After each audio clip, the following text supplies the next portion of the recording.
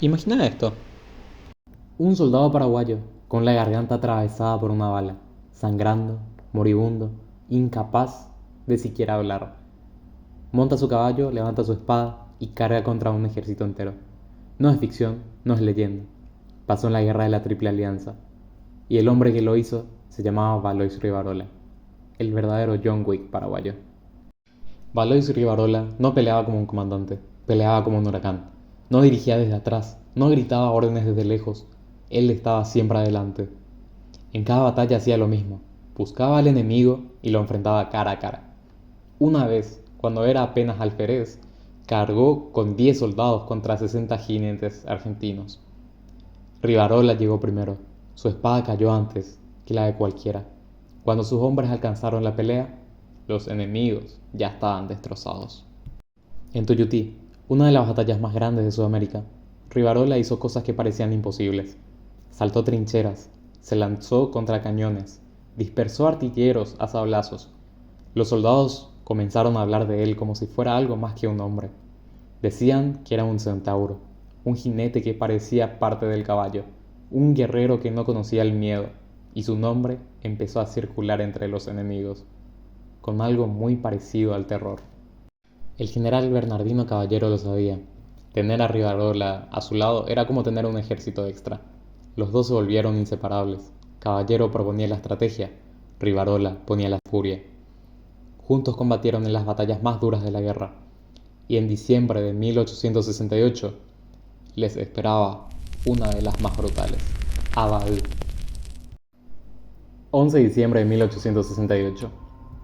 El ejército paraguayo esperaba junto al arroyo Abadú. Del otro lado venían decenas de miles de soldados imperiales.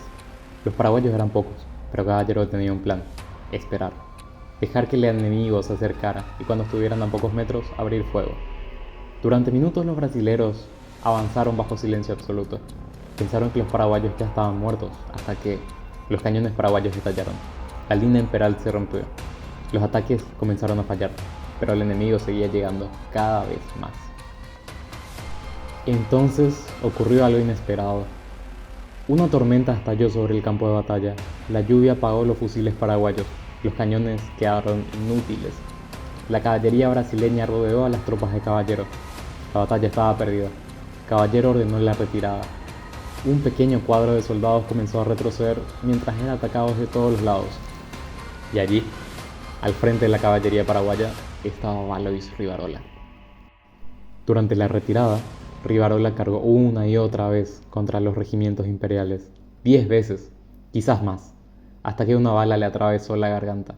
Cualquier hombre habría caído, cualquier soldado habría abandonado la batalla, pero Rivarola siguió peleando, sangrando, ahogándose, repartiendo sablazos, abriendo paso para que los que sobrevivan escapen.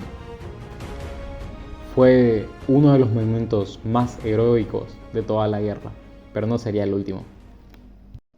Días después, Rivarola estaba muriendo en un hospital de campaña, fiebre, sangre, una herida imposible de curar. Entonces llegaron noticias. El enemigo estaba atacando el cuartel general de Francisco Solano López. Rivarola intentó levantarse, cayó. Lo intentó otra vez, volvió a caer. Lo intentó una vez más. Esta vez se puso de pie.